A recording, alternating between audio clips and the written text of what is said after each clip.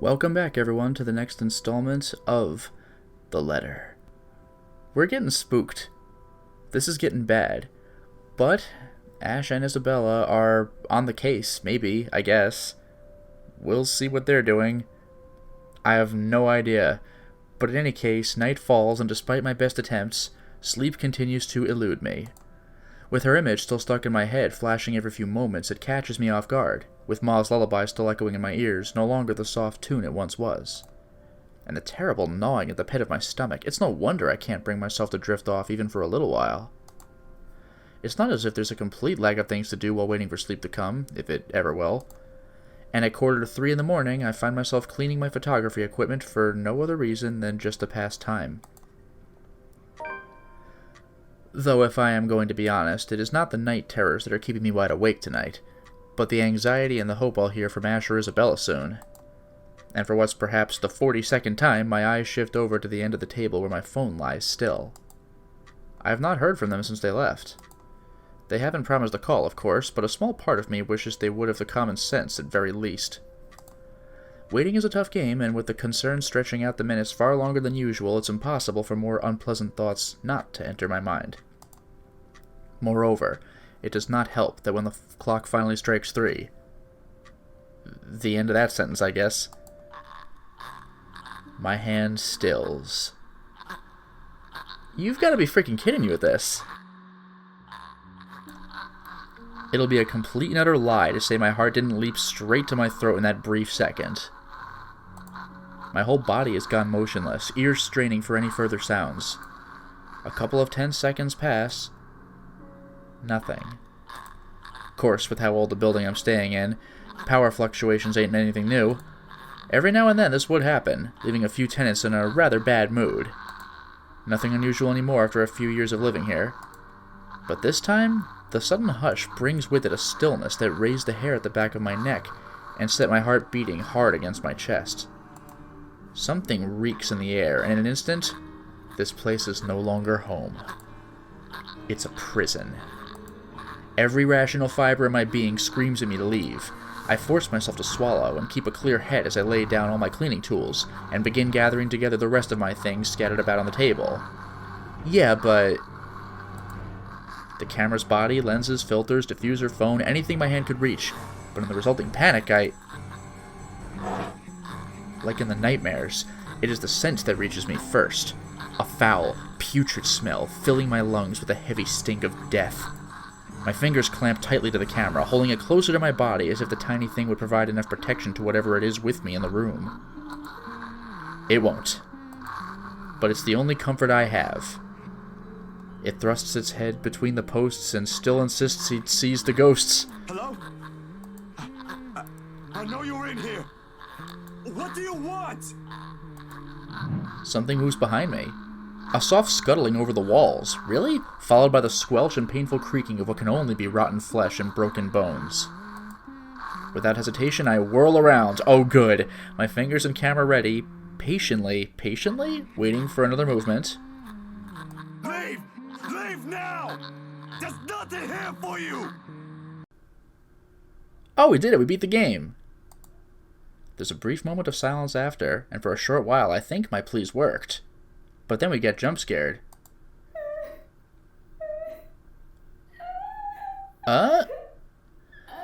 Then, with no warning, the shuffling resumes, and along with it are the sobs of a woman. Oh, no! Oh, this game's an asshole. I can't look up, can I?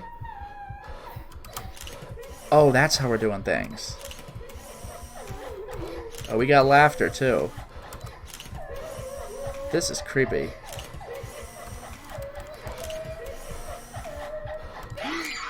Yeah, I knew it was coming at some point. The light flashes fleetingly one last time, allowing me a glimpse of her grotesque, misshapen features before it is once again lost in the darkness. Yo, this game. All of a sudden, her tune changes. No longer a soft cry, but a high-pitched shriek, brimming with pain, grief, and anger. Every ounce of courage I've mustered flees from my body at the sound, and the next thing I know, my hand is gripping the knob and I'm wrenching the door open. Good move. Her wails follow me as I flee into the night. Whew, boy. Pacing has always been more of Ashton's thing than mine. When I want to think, I sit and let the minutes tick by until an idea comes to mind or my pulse settles down. And yet, dried leaves and twigs crack under my shoes as I make another pass at them. Terror is too mild to describe what this is. There's no way in hell I'm going back. Whatever she is, pleading won't work. Thanks, Kylie. The moment we saw that letter, she's been after us. You know, that actually did get me wondering, though. Because we did get lured into the attic before the letter was around. What's up with that? But I can't run. Not this time. Nearly 2 hours have gone by since I left the comfort of my room for the solitude of the park. Really? 2 excruciating hours since I started making calls. No one's answering. Are you freaking kidding me? Not even Rebecca, who has always kept her phone line open in case other people need her. So either our phone is spooked, or this is a really irritating situation. Or Isabella, who frequently checks hers for any messages and readily responds as soon as she can afford. I figure she and Ash might have business that, like, demands phone silence, but, like, Rebecca, though? It does not help that Ash hasn't said a word where he went off to as well. Damn it! I knew I should have asked him before I let him leave. Knowing him, he could be anywhere. But there's really only one place he'll likely be at this time. The sun is already... Oh! The sun has already peeked over the horizon when I make it to the mansion. I have no idea what I'm expecting to see when I get here. There's Ashton, first and foremost. A part of me wishes my assumptions are correct and he's really somewhere close by on a stakeout. But I've never been the lucky sort when it comes to that kind of guessing. And even after I've made a round of the immediate vicinity, I could find neither hide nor hair of him. Calling him does no good either, considering how awful the signal here is. He can't be too far if he's really here, but if he is, he would have already noticed me by now. Instead, there was only silence. The kind too quiet to find any source of comfort in. But the ghost is an asshole, so I suspect all we're gonna do is just piss off Luke again. And it'll be really unpleasant. Even the trees seem to have fallen asleep with the rest of the mansion, oblivious to what's happening around it. A small island of stillness in the otherwise fast-paced world. Let's slam on that doorbell at 6 a.m. again. No wonder the whole of Anselm feels at odds with the rest of Luxburn. While the city is alive, growing every minute, breathing every second, and pulsating with life, the village remains unmoving. Unchanged. It's not surprising the legends still live up to this day, or the legend lives up, and why she's still here, walking its hallowed halls. See, now it says hallowed and not hollowed. Good move. And beyond me, the mansion looms ominously. But now ain't the time for fear. Even if Ash is not here, I've still got to let the Wrights know what I've seen, what's in their home. Are we really doing this again? And whatever grievance Ash has with them doesn't matter. There might be grounds for imprisonment, but they don't deserve a brutal death at the hands of one malicious spirit. And I'm sure Isabella would want the same thing. Oh my god, dude. Again, it's like... What time is it?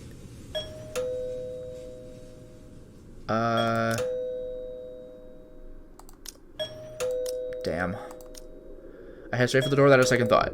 It takes a few rings to sound loud above the foreboding stillness before I hear footsteps on the other side. God and Bennett, only a Nancy would knock at such an ungodly hour. We really are doing the worst thing. Where's that damn butler when I need him? Before long, the door swings widely open with Mr. Luke Wright standing behind it. Seething would be a complete understatement. Yeah, it looks like around him there's actually, like, yeah, there definitely is. There's, like, clearly an aura. This is so bad. Seething would be a complete understatement to describe him. He has this black aura around him that's crazy. Like this, I've got no doubt why Ash would find him a suspect. You, again. It's bloody 6 in the morning. What the hell is it now? Listen, sir, I know this is not a good time. Oh, it's not a good time. Did you even check the clock before coming here? I bet you didn't. Unlike you, the ones living in this house need to sleep.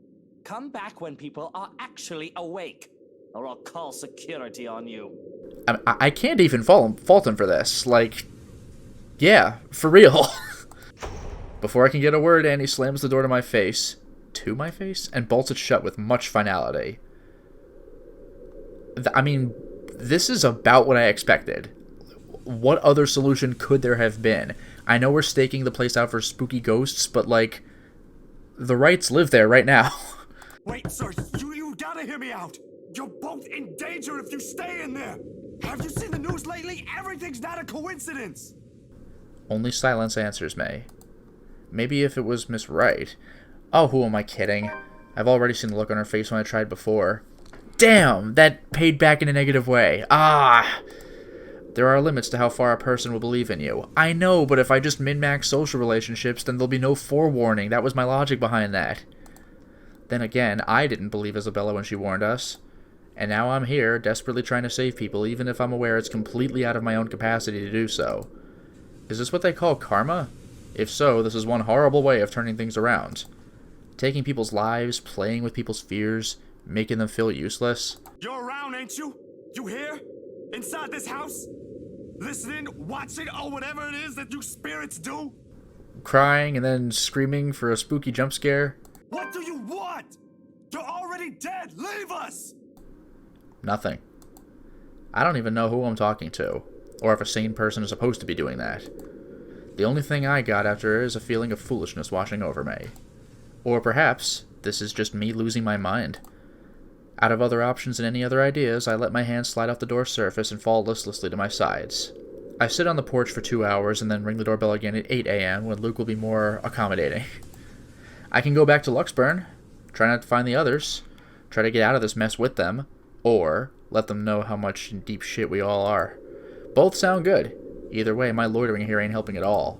I let the quietness calm me for a few more minutes before standing up and heading out to fetch my bike. It's quite a distance to Luxburn, but if I hurry, I'll reach it in maybe... The rustling stops as soon as I turn around and strain my ears for any other movement around me. Yo, Ash, you there? No answer. If he is here, and I've just missed him earlier... Already, my feet are moving in search of him for the second time. It won't hurt to double check, except it literally could if this is a trap. Triple check, even. With how big the property is, he could be anywhere. If things ain't so urgent, if they ain't so dire that lives are at stake, I'd probably have just waited for him to show up again. Yep, don't mind me. But damn it! He needs to realize what exactly it is he's dealing with. That it is not just a petty criminal he could simply throw in jail. That it is something beyond the authority his police badge could ever give him. The guy needs to stop playing the big damn hero. Sit down and chill. That was weird. My breathing comes in short, shallow rasps by the time I make it back to where I started. Oh, okay. A little time passed. We circled the house or something. Still no sign of him, and I'm beginning to think I'm just wasting my time here. But that is when I hear it. Yeah, rustling. I'd recognize the melody in a heartbeat. Oh, that's faint. Is this Ma's song? Because if so, then we should leave. Ma's favorite song. I know I just said a second ago, but I listened for a while, trying to gauge where exactly from the house it's coming from. My feet starts? Come on. My feet start moving before I could stop them. And there, as I circle a corner... From a room on the first floor, a single window is open, but I can't make out whoever's inside. However, I'm sure the singing comes from there. Let's go closer to it. Still, while I'll hear an old tune here of all places, I won't know. I mean, I have a guess.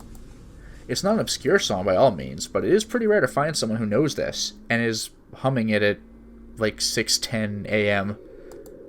And for some reason, death seems to follow this song around. I mean...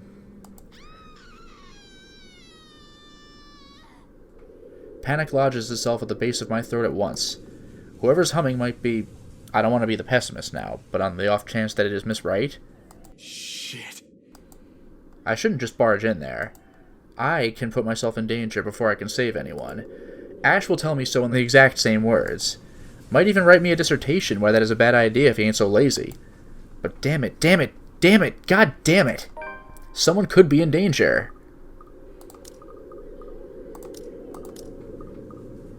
Ugh, keep looking for Ash. Like, we're not gonna get anywhere. And if I enter the open window, it's where, like, the plot wants to take us, but... You know what? I'm going to probably go with keep looking for Ash, but I just want to see what happens if I click enter the open window. It's some trap or something. I could search for Ash, but what if it's too late by then? With how big this place is, he could be anywhere, and it's very likely by the time we come back, someone's already bit the dust. This is the wrong choice, that's why I'm exercising it. That and the cries grow louder against my ear the longer I linger. Almost impossible to ignore, drawing me in like a moth to a flame. For a moment I let myself shudder, shaking the uneasy feeling off my head. This can't be a good idea, not by a long shot. Still, I gotta try. Funnily enough, for a couple as high profile as the Wrights, they don't seem to have any security detail patrolling around. Come to think of it, why was the butler not around? Like both times. A few guards here and there, sure, but one will expect they'll have more, considering the size of the place. It works to my advantage, though, and I really can't complain when there's a high chance I might get arrested for what I'm about to do. Luckily, the window's wide enough for me to fit through without making any noise. There's certainly no going back now. But as soon as I step into the parlor, all of it ceases, while I find no trace of the woman I heard crying like I'm expecting to. Wow, I can't believe it. The room is still empty at this time of the morning, and I'm left standing awkwardly in the middle of the hush. Maybe she just hid somewhere? Yeah, that's probably it. Hello? Are you here? I heard someone earlier, and I'm here to help. Hoping for an answer, I let the question hang in the air. This is such a dumbass decision I'm making. But several seconds merely go by without a word, or the slightest movement to indicate there is someone in here. Has been here. With the stories I've heard, the things I've seen, it takes effort to keep my brain from going into that line of thought. I'm not going to hurt you. If you're here, say something. Nothing. Am I just hearing things? No, I'm pretty sure I heard someone. But with no one responding, I can't help but feel silly like this. And the awareness that I've just trespassed a house for nothing because of some voice prickles at me. Suddenly the silence feels uncomfortable, and a needling anxiety slowly creeps up my back. I should get out while I can. If it ain't there, it ain't there. I don't spare the room another glance when I walk back the way I came. The end. Out into the window, leave before someone else notices. I thought I heard a servant moving around here. Turns out it's just a rat scurrying about. You know what? It's not Luke. How unpleasant. My heart shoots up into my throat. I can run. The window's a few steps away. I should be able to escape. But instead, out of some foolish impulse, I turn around. Honestly, at this point, it's better. Perhaps it's because the only impression the guy has left me in what few times we met is nothing but unsettling. I mean, this guy is hostile right now, but he's the sarcastic butler, though. Unless there's a spooky ghost. This ain't what you think it is. You're quite the distance from the kitchen, I'm afraid. Perhaps I should lead you there. What? Huh? Someone's in here before me. I wasn't here for what you're thinking. There was sobbing and... The first blow knocks the wind out of me, sending me heaving and crumpling to my knees. Damn, he's a badass butler, too? Tears well up in my eyes as the pain swells when he twists my wrists behind my back. You've gotta listen to me. Then again, dirty thieves aren't welcome in my kitchen either. Damn. For a moment there was only silence and a sudden piercing ache, this time at the back of my head. The room abruptly tilts on its axis, dimming. On the verge of unconsciousness, I can only hear the scuffling of foot, the thud of the door being closed, and... a woman. So is this just a straight-up bad end choice? I hope it is. Crying. Oh no! Asking for help. I know no more. Wait, they moved on? In any case, I'm going to reload the game because I wasn't intending to go that way anyway. But damn, that took a surprising turn. Anyway, let's look for Ash. Man, that was really unfortunate for Zach, but like... damn, Johannes is so freaking badass. In the end, the rational part of my brain wins out. The half that has spent too much time around Ash. And the kind that doesn't go directly towards spooky ghosts. It's right, though, the reasonable part. If I do force my way in and find something unpleasant, how am I going to fight back? With my camera? No matter where you look at it, that's simply asking for a painful death. Or a painful scene transition. Have a better chance if I find Ash. What is he snooping about? Perhaps I should try the forest? Make a round farther into the gardens? Not a sound plan, but it's better than nothing. The woman's soft sobs have subsided now by some means. Almost inaudible, to the point where I'm wondering if I truly heard what I heard. I didn't get to dwell much on it, though, because right in that moment my phone rings. Really? The sharp notes cutting, piercing through the thick quietude. Cutting, piercing, I guess that makes sense, but that feels weird. I clamp a hand over it, pressing the button before the speakers are close to my ear. Are you? I only caught the tail end of the person's greeting on the other side, but I know the voice well enough. Yes, the spooky ghost. You can hear it. What was that, Ash? Could you repeat that? Signal shitty here. I asked, where are you? Hell, Zach, I've been calling your number for a good 20 minutes now. Really? What kind of shithole did you get into? Good morning to you, too. I should be asking you that question. I've been looking all over the mansion for you. I thought you'd be... What mansion? Oh, that's embarrassing. Do I really need to answer that? Why are you even... No, wait. Just get your ass here at Isabella's place, and hurry. I shift my gaze into the mansion, specifically at the window I heard the cries from. There is nothing of it now, not even echoes. How urgent is this? Pressing enough for you to stop asking questions and get yourself here. Please, Zach. That gives me a pause. It's a rare thing for him to take on that tone. I'll be there in a few. An hour or two, tops. Thanks. I'll see you. I rush back to my bike as soon as the call ends. Without another look, I leave the mansion along with its haunting melodies and grim echoes behind. And meanwhile, Hannah's dead. I don't freaking know. Oh well. I mean, it's probably the ghost just trolling me. What do you want? There are more important things than my own curiosity and impulses.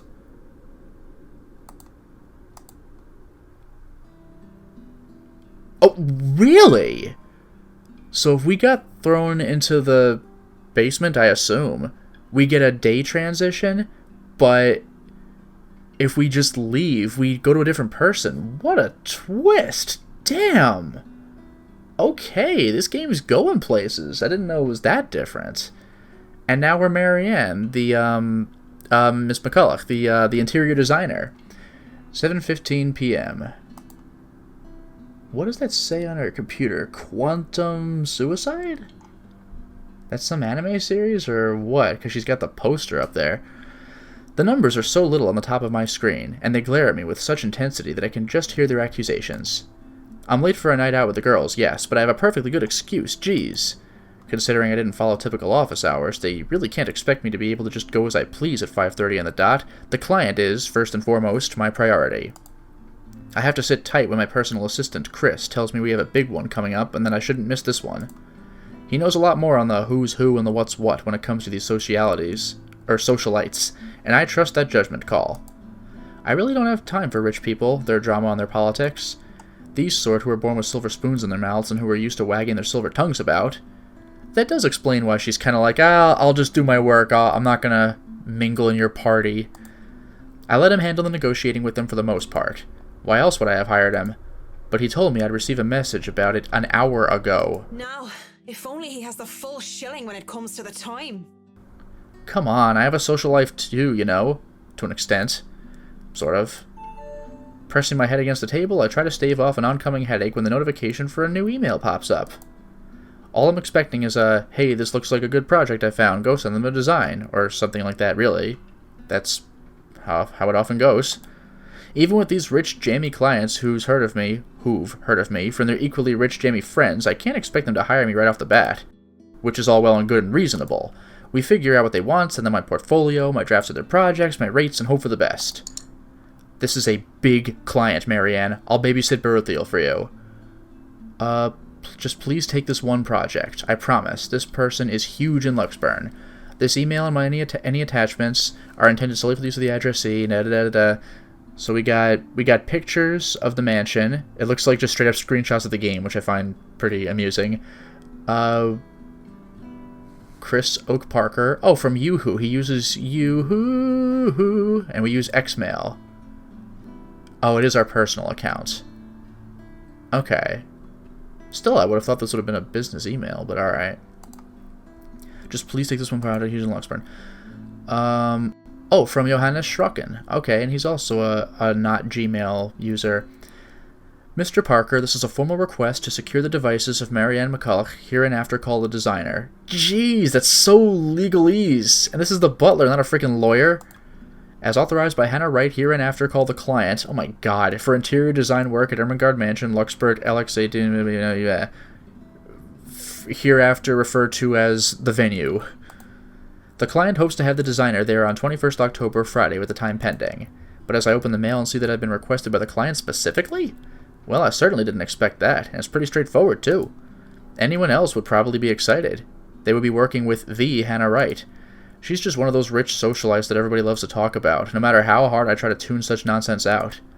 It would have been enough for me to reply an affirmative to Chris and leave, but he has never pleaded for me to take a project before. You know, I am curious as to where we're going to go with this, because how is McCulloch going to get involved with the spooky ghosts? We've worked with the big personalities in the past, celebrities, bankers, and even a few politicians. My PA had been indifferent about those, so the question bounced about my skull before I spy one of the email attachments. The first one is the only one that isn't a game screenshot, it's like a newspaper clipping or something. Yeah, hey! A newspaper clipping from the Luxburn Daily's business news section boasting the headline, Wright Enterprises donates £2.5 million to refuge. Grand opening of Wright Hotel, our local billionaire couple Luke and Hannah Wright announced a donation of this to help Luxburn Refuge keep their services open. Unexpected but welcome. Only a month after their previous donation of the same amount to Save the Children UK. Damn. Also, of course, Luke's not in this picture. It's Hannah. Go figure. One of the largest donations, this amount will help keep the safe house in Luxburn open for several years. Refuge can keep helping women, children, victims of domestic violence. A little typo there. Domestic. There are rumors as well of the charity talking with a couple looking into building a local center equivalent to their Gaia and Athena locations. Jeez. These rumors have come to us due to one of the Enterprise's employees mentioning a project EOS. Or EOS. It certainly caused quite a stir back then. Apparently they had invited businessmen and socialites everywhere in the guise of it being some big business announcement. $2.5 million and an expensive-looking party to boot. These people sure know how to throw their money around. Not that I should be so callous. They're going to do a lot of good and help a community of people with all those pounds. I, of all people, shouldn't criticize such acts whether they were for show or not. At the very least, I know they'll be able to pay my rates. With the headline out of the way, however, I find myself staring at the picture that came along with the clipping. Because, wow. Here I am expecting a sour old woman in a blazer and skirt. Yeah, we did catch on that she seems interested in Hannah. But the woman that was plastered on the front page looks like she belongs on the front page of the entertainment section, or even, if I am to be crass, as the pinup for a glamour. Okay, I'll be real here. A men's magazine? She sure knows how to rock that dress.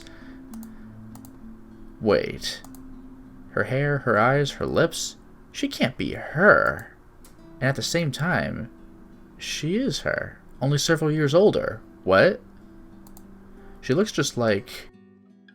No, come on, Mac. The world is full of pretty blondes. It's just a coincidence. Oh? With a shake of my head, I snap out of it and reach out for my phone when it buzzes, nearly falling off my chair in the process.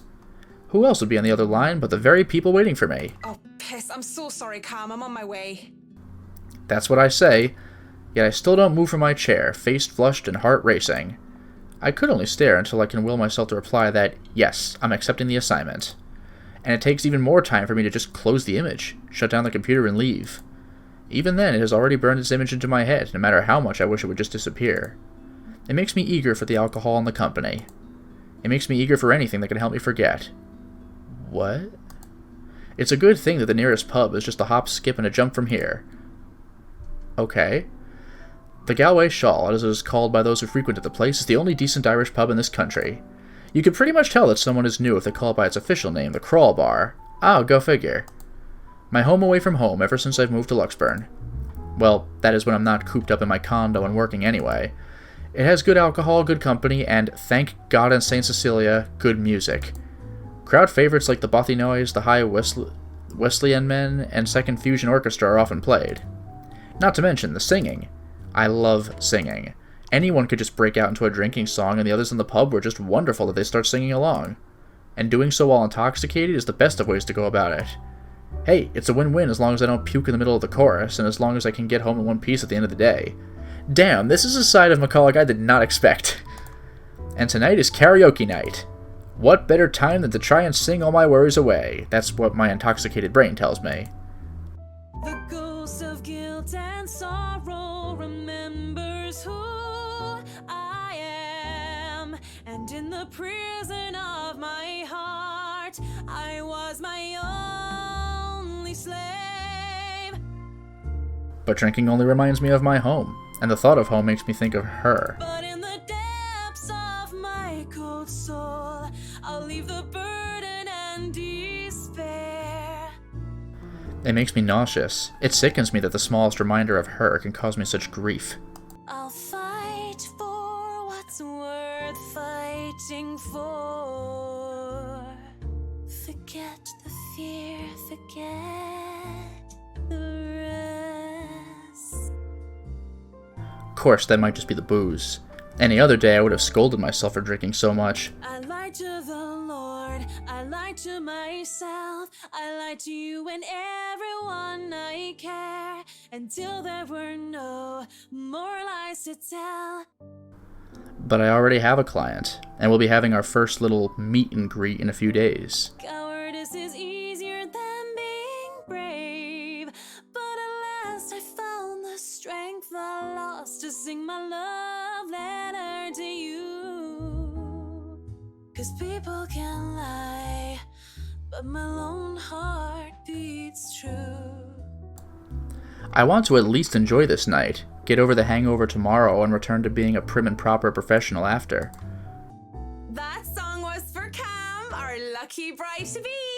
So give her a hand, Galway shawl. Considering the state I'm in, yay! One can excuse my smug grin as cheers and applause rise among the pub's patrons. Because, possibly off-key public singing aside, I feel like I'm on top of the world right now, and that's a good reason as any to belt out in front of these strangers. With good drinks and good friends, there's nowhere else I'd rather be tonight. And I forget for a short while. And that song was brought to you by Marianne McCullough, everyone! A round of applause! That was so good. You rock, Marianne. Oh, please stop.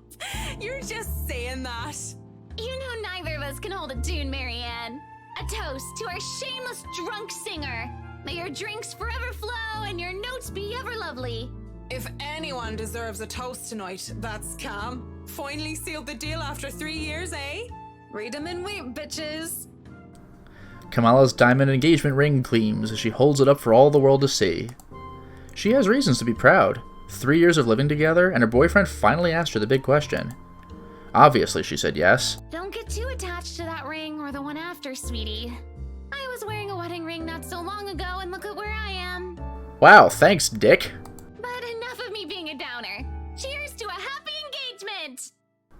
Of course, if something like Haruno's divorce were to happen, I'd be there for Cam. Just as Cam had been there for me, acting more than just my yoga instructor. I can't be happier for my friend right now. Cheers! Cheers. Well, we both will be there for Cam, won't we? Haruna and I? Haruna, it's been a real bad year for her ever since her divorce.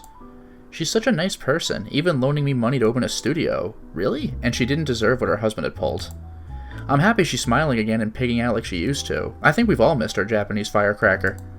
We met in yoga class, something I had joined to keep myself in shape and, well, honestly, so that I can make friends when I had moved to Luxburn. Clearly it worked like a charm. And it definitely didn't have anything to do with the fact that I brought along my lucky D20 die with me on that first day. Yo! No, sir. Natural 20. I love these girls so much. What about you, Marianne? You're 30 years old and you still haven't got yourself a man. And you guys know I have a very busy schedule. I don't have time for that. D&D isn't a hobby, it is a lifestyle. Oh, come on! That's a lame excuse and you know it! You need a man who'll take care of you and you need it now! Maybe some hunk who'll be your house hubby while you rake in the dough. I love Marianne's face right now, like, I'm quite capable of taking care of myself. Who needs a Mr. Right? Oh, that's ironic. Hey, look at me, I'm Marianne McCullough, a lawful neutral cleric with 9 points in wisdom and 8 in charisma, but I can't get myself a date. Are these new rules? I thought clerics absolutely had to be lawful good. I could be wrong. Is that paladins? Huh. I mentioned druids and demons. Alright. Once. They don't even know the rules or understand what the numbers mean. And I certainly am not some sort of holy person. I am a far cry from a miracle worker, and I barely have the willpower to fight off demons. Especially my own. Well, you are in the wrong video game then. Actually, maybe she isn't looking for a Mr. Right, but a Mrs. Right. Oh, my Marianne, we still love you even if you're in the closet. keep it down in a bar full of people, though. That would explain some things. How do you know you don't have a ring anymore? Maybe you two can be together and I don't have to worry about my best girls being alone. What are you on about? There's nothing to explain.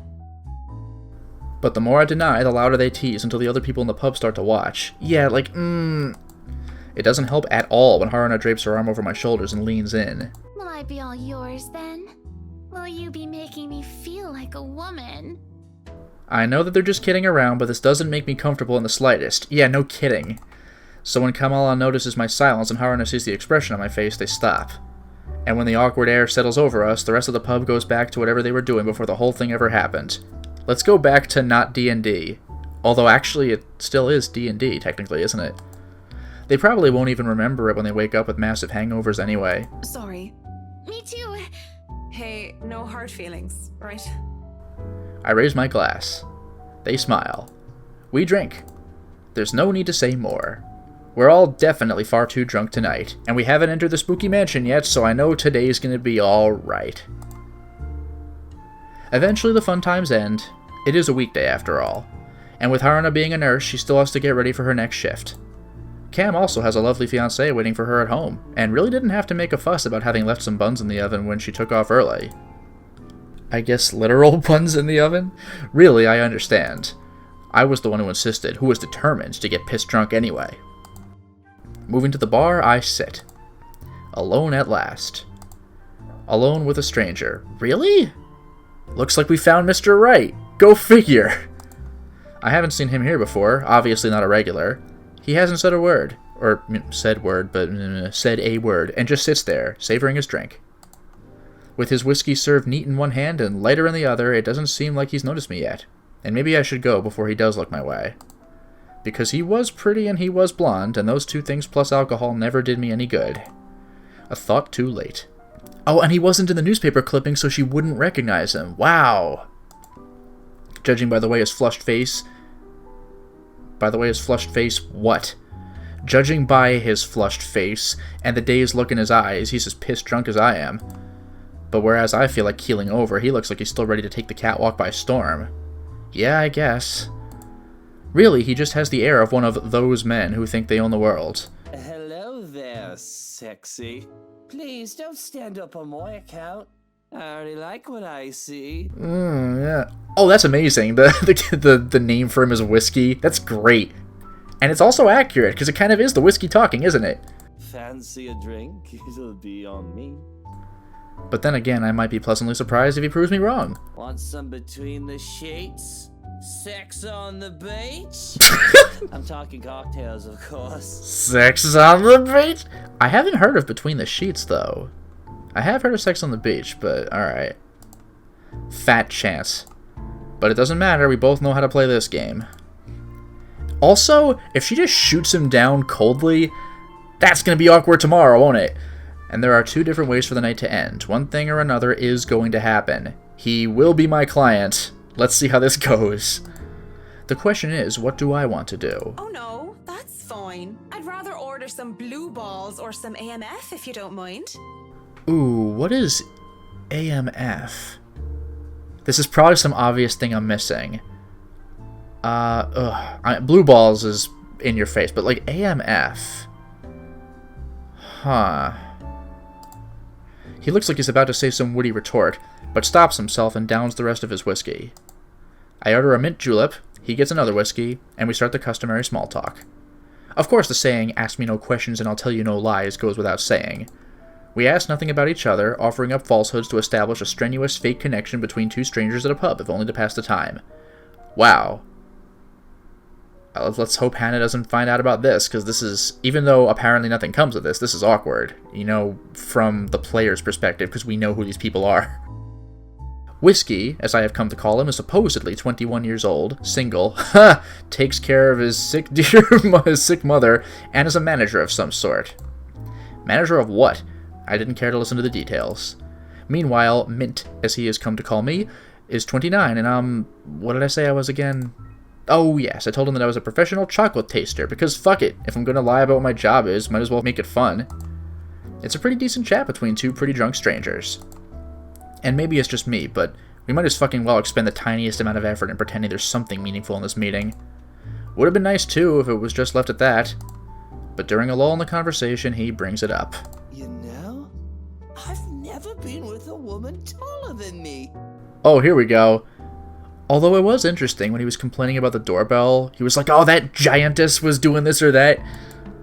And to think, he might have been different from the rest. Nope, he was George Costanza after all. Never have and never will, whiskey. Can we go back to the history of chocolates? Did you know that chocolate candy was introduced in 19th century England as a healthier alternative to alcohol? Did you know that it was from, what, the Aztecs, I think, in the cacao bean? And it was legitimate currency? St. Lucy was the most beautiful woman of her time. Lucy? Huh, and this guy is Lucille, technically, right? She had men come from the four corners of the world just to see the pure light of her exquisite green eyes. This game's a little on the nose, isn't it? With this guy? Huh. If she were so lucky anyway. No, enough of the history lesson. Come on, Mint. You know and I know what you came here for. Though not every suitor was gallant, and she was no fool. She had known that sooner or later she wouldn't be able to defend her chastity. Come on. There must be something that gets you going. Sobriety in people who are not myself? So she had taken out a knife and gouged out her own eyes. That took a different turn than I thought. There is something, but I don't think you can handle it. Absinthe. Impressed with her devotion, God restored her eyes and made them more beautiful than before, which increased her problem? He has a peculiar sense of humor, hasn't he? Because that only meant, yeah, suitors kept going after Lucy, and she kept her eyes in a chalice to scare them away. Whoa. Oh, I'm pretty sure I can handle whatever it is. Alright, buddy.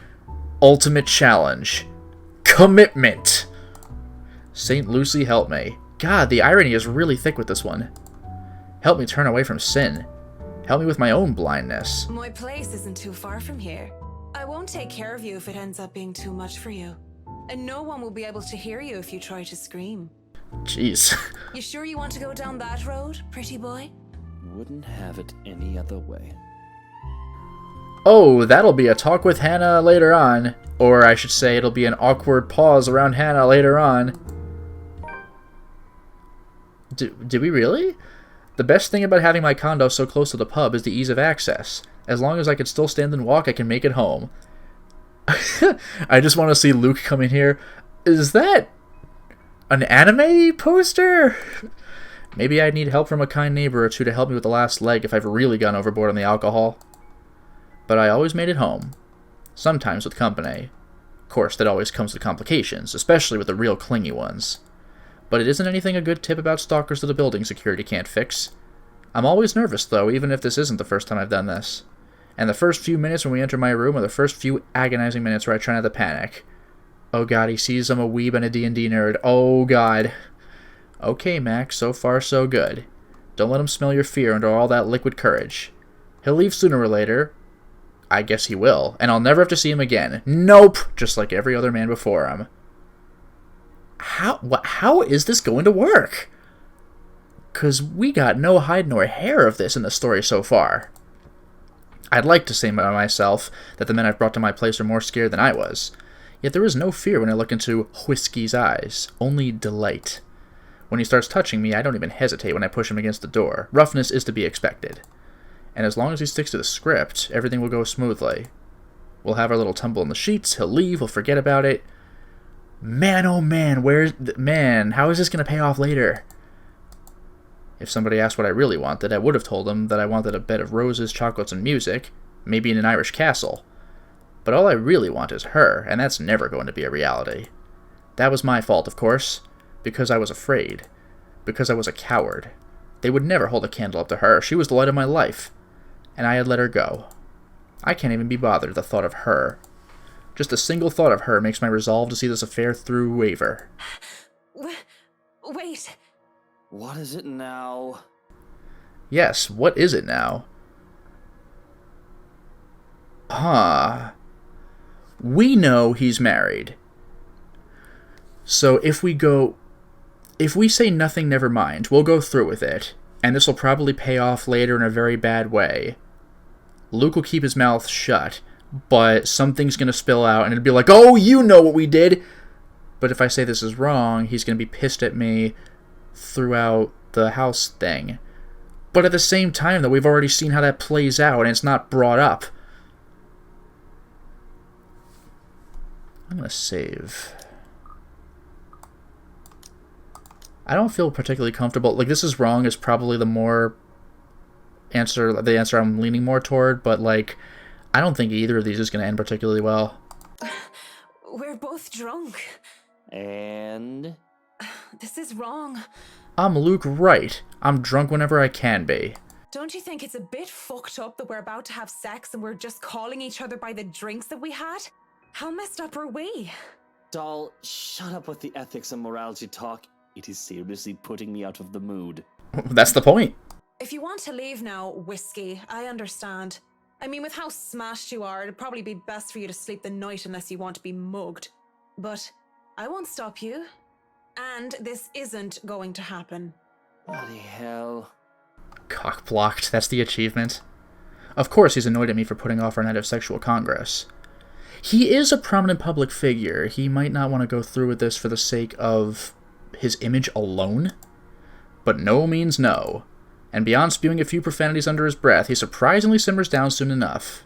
Yeah, like, don't you know who I am? Like, he can't mess that up. I was worried for a moment that he might try to force something. Instead, he makes a show of fixing his suit and smoothing down his hair before making himself comfortable in the nearest seat he could find. What are you doing then? You have a guest in your home. Put the damn kettle on. Awkward, but... alright. Dandelion tea if you have it. But I suppose all you have are those shitty tea bags from the store. If it isn't for the absurdity of this turn of events, I would have flipped them off for thinking I have no taste. Yeah, it is literally her job to have taste. In the end, I just laugh. All I got are cans of Korean ginseng and lemon balm, though. No dandelion. Without a second thought, I do wet the tea. That's 3 minutes to get the kettle to a boil. 3 minutes where we say nothing to each other. I mean, what do you even say to the guy I was going to sleep with until I changed my mind? I doubt he's in the mood to talk about the influence of choice on Mallory. It's still unusual by the time we're both seated on my bed with mugs of tea in hand. Yeah, this is awkward. Just so you know, whatever is going on right now is a lot stranger and fucked up than the one night stand. Arguably, yes, but I, the player, know that you're a married man, so... We are two messed up individuals by your logic. Everything is messed up, if you ask me. War, terrorism, famine, poverty, loved ones and loved lost. Oh! Oh! But that last one is interesting. Does he have something? This whole world is a cesspool. I mean, I guess he's kind of falling out of his marriage. The dead air is telling when it fills the room once more. One would think that this is the perfect time to burst, to spill about whatever issues that made us the fucked up person that we are today. And it is. But I guess some part of me would rather not put the weight of my problems on somebody else's shoulder, especially this asshole. It wouldn't be fair to leave that to a person when I don't even know if we'll ever see each other again. Ugh, this game lays it on thick, doesn't it? Sooner rather than later, we both pass out of my bed, mugs left forgotten on the floor. And then Zach knocks up the apartment at 6 a.m. Do you know what time it is? When I wake, whiskey is already gone. Wow. Okay. A bottle of painkillers and a note on the table are the only evidence that I wasn't alone last night. Thanks for the tea, Marianne. Whiskey. Huh. Okay. I mean, we're going to see him later and it'll be awkward, but less awkward, you know? I don't even question where these are from or just how he knew my real name. Your computer's right there, I don't freaking know. Or your card. I'm just grateful for something to help me with the hangover. Might as well. I have a job to do. Boy oh boy. It isn't often that I think about drinking on the job. Yeah, well, we'll deal with that later, because for now it is time to stop the installment. Well, we certainly made a lot of progress today, didn't we? We finished Zach's chapter, which could have gone for longer if we had made a terrible, terrible decision, which might have actually gotten us more directly involved with the plot, but man, I did not want to go that way, even if Johannes is a freaking badass as well as an amazingly dry butler. What a guy. Feel bad for Zach, so we took him in a different direction at the very least. But man, he sure got spooked anyway. This ghost is unbelievable. And now we're playing as Marianne, who's apparently a nerd. This is pretty amazing, actually. What's less amazing is the fact that she got drunk with Luke and almost had sex with him. Boy, oh boy. It looks like Luke handled this better than I thought he would. Like, thanks to the tea, bye. Probably better I don't talk to my wife about this anyway. Let's just hope that they meet each other and go, oh, it was for the best for both of us. Because that could have gone another way. Whew. Until next time, everyone.